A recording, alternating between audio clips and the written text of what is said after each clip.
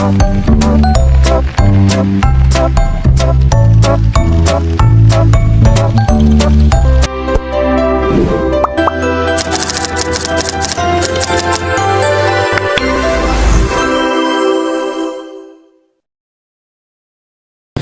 10 tahun terakhir, Indonesia telah kehilangan lebih dari 238 triliun oleh korupsi. Angka ini bukan rekaan, bukan khayalan, bukan pula tipuan. Data ini dicatat dan direkam oleh Indonesia Corruption Watch berdasarkan data pengadilan dari tingkat pertama hingga kasasi. Bayangkan 238 triliun yang setara dengan membangun ribuan sekolah, pengadaan jutaan beasiswa atau fasilitas pendidikan modern untuk seluruh pelosok negeri. Di balik angka ini, tersembunyi wajah-wajah generasi penerus bangsa yang kehilangan harapan dan citanya. Semuanya lenyap tak tersisa karena satu penyakit yang selalu kambuh di segala situasi dan kondisi. Korupsi bukan lagi tentang perbuatan para pejabat yang menetap di gedung-gedung pencakar langit, tapi juga menyusup ke tempat yang seharusnya menjadi ruang pembentukan karakter dan mencetak masa depan, yakni lembaga pendidikan yang salah satu bentuknya adalah suap-menyuap. Suap-menyuap adalah tindakan memberi atau menerima sesuatu, baik itu uang, barang, atau jasa, untuk mendapatkan keuntungan secara tidak sah. Suap dalam dunia pendidikan, apakah ada? Ya, tentu saja ada. Ia hadir dalam bentuk yang kecil namun memiliki dampak yang sangat berarti. Contohnya saja, amplop untuk nilai yang tinggi, hadiah untuk perlakuan khusus, dan pembayaran sejumlah nominal uang agar lolos seleksi di lembaga pendidikan ternama. Ketika nilai bisa dibeli, lalu apa gunanya belajar? Tidak bisa dipungkiri bahwasanya suap-menyuap itu tidak hanya berdampak pada satu orang saja, akan tetapi seluruh generasi penerus bangsa juga ikut menjadi korbannya. Siswa yang rajin bisa saja tertinggal karena nilai tinggi nyatanya bisa dibeli.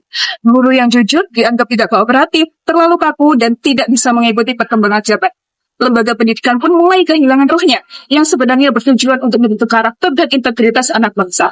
Lebih jauh lagi, budaya suap kecil di lingkungan pendidikan ini bisa berkembang menjadi korupsi yang besar saat para pelajar telah menjadi pemimpin negeri. Lalu bagaimana sebenarnya wajah suap menyuap itu di lingkungan sekitar kita? Apakah ia benar-benar ada di lingkungan sekolah, di ruang kelas, atau bahkan di antara teman-teman kita sendiri? Sekarang, mari kita lihat lebih dekat. Bayangkan, kamu duduk di dalam sebuah kelas. Saat itu hari ujian telah tiba. Kamu belajar semalaman, mengerjakan soal dengan jujur, berharap hasil yang kamu kerjakan sesuai dengan usaha.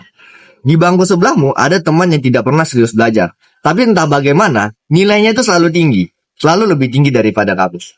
Lalu kamu dengar-dengar ada bisik-bisik. Katanya sih dia itu dekat dengan guru. Katanya juga ada amplop kecil yang membantu dia setiap akhir semester. Di waktu yang lain, ada seorang siswa yang ingin masuk perguruan tinggi impian. Nilainya belum cukup, orang tuanya khawatir, dan akhirnya mereka membayar seseorang untuk mengurus semuanya. Ya, dia memang diterima, tapi bukan karena kemampuannya, tapi karena uang. Dan di saat yang sama, ada ribuan siswa lain yang belajar dengan sungguh-sungguh, mengerjakan soal dengan jujur, tapi tersingkirkan. Bukan karena mereka bodoh, tapi karena mereka tidak punya jalan pintas. Ya, inilah suap di dunia pendidikan. Diam-diam, ringan tangan, tapi punya dampak yang besar. Bukan hanya mencuri kesempatan orang lain, tapi juga mencuri dari makna belajar itu sendiri. Suap mungkin terlihat kecil, sekedar hadiah, sekedar terima kasih, bahkan sekedar membantu anak naik kelas. Tapi dari sekedar itulah kerusakan mulai tumbuh. Ketika nilai bisa dibeli, maka kejujuran kehilangan tempatnya. Ketika jalan pintas dimaklumi, maka kerja keras perlahan menjadi lelucon. Dan ketika sekolah membiarkan itu terjadi, kita sedang menciptakan generasi yang pandai mencari celah bukan solusi.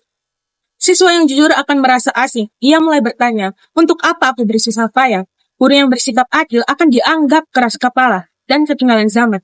Ia akan merasa sendirian dikerumuni sistem yang diam-diam membenarkan kelicikan. Lalu, kita heran mengapa korupsi terus ada. Padahal jawabannya seringkali dimulai dari sini, di ruang kelas, saat kita diam terhadap ketidakjujuran kecil. Karena anak yang hari ini menyuap demi nilai, bisa jadi orang dewasa yang esok menyuap demi jabatan. Dan jika itu terus terjadi, siapa yang akan menyelamatkan negeri ini?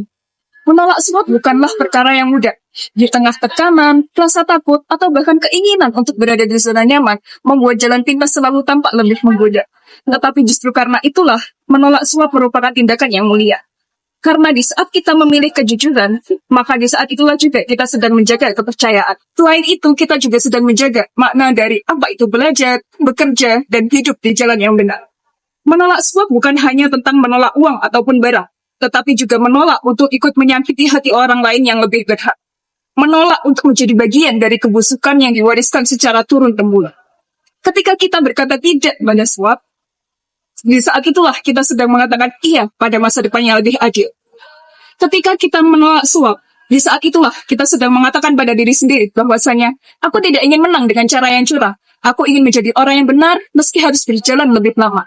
Dan dalam dunia yang terlalu sering memuja hasil yang instan, sikap inilah yang merupakan bentuk keberanian paling langka. Bagaimana jika suatu hari kamu ditawari suap? Bukan soal jumlah, tapi juga soal prinsip.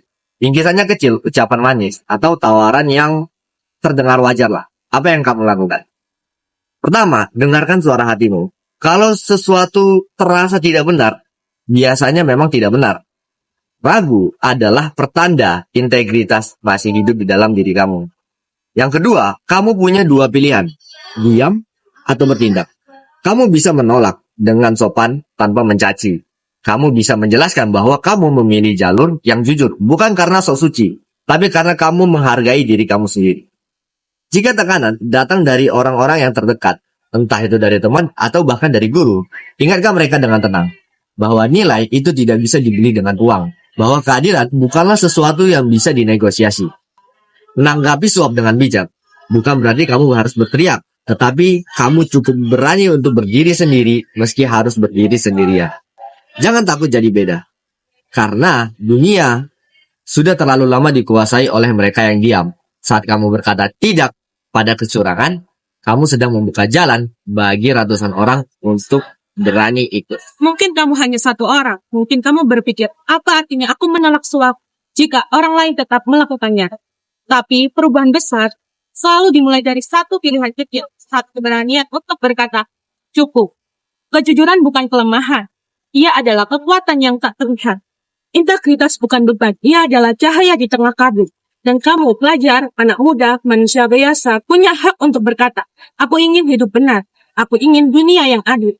Mulailah dari hal sederhana, jangan diberi dan jangan diminta. Dan jangan diam. Laporkan jika kamu tahu, berani berkata tidak jika kita ditawari. Dan sebarkan semangat ini kepada teman-temanmu karena keberanian itu menular. Bayangkan sekolah tempat nilai tak bisa dibeli. Bayangkan ruang kelas di mana kerja keras dihargai. Dan bayangkan negeri yang dipimpin oleh mereka yang tumbuh dengan jujur sejak muda. Itu semua mungkin jika kamu mulai dari hari ini. Tolak suap, pilih jujur, dan bangun masa depan yang kita semua pantas dapatkan.